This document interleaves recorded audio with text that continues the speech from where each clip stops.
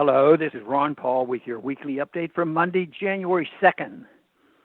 As the U.S. mainstream media obsessed last week about Russia's supposed hacking of the U.S. elections and President Obama's final round of Russian sanctions in response, something very important was taking place under the media radar.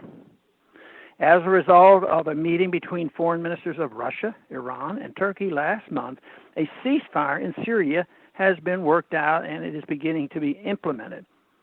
So far, it appears to be holding, and after nearly 6 years of horrible warfare, the people of Syria are finally facing the possibility of rebuilding their lives. What is so important about this particular ceasefire? It was planned, agreed to, and implemented without the participation of the United States government. In fact, it was frustrating with Washington's refusal to separate its moderates from terrorist groups and its continued insistence on regime change for the Syrian government that led the three countries to pursue a solution on their own for Syria.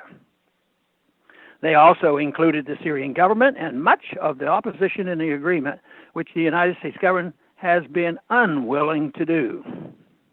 We have been told all along by the neocons and humanitarian interventionists that the United States must take a central role in every world crisis or nothing will ever be solved.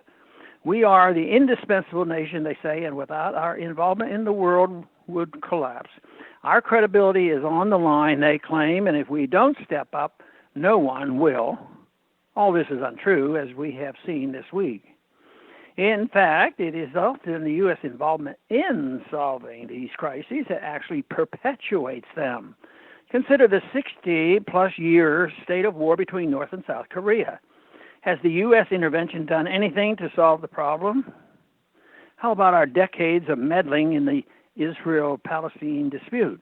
Are we any closer to peace between the Israelis and the Palestinians, despite billions of dollars we have spent bribing and interfering?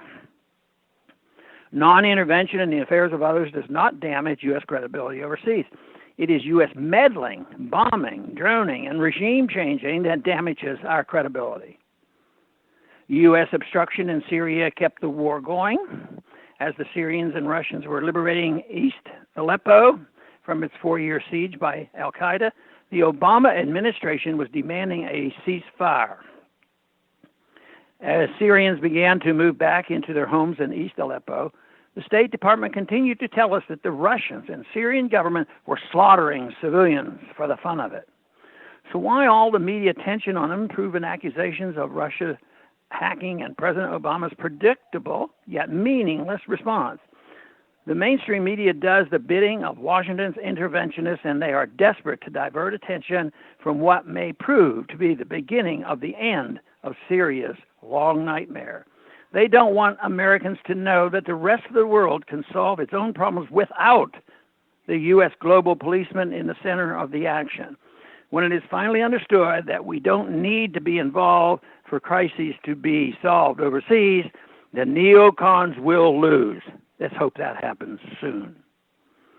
Thanks for calling this update.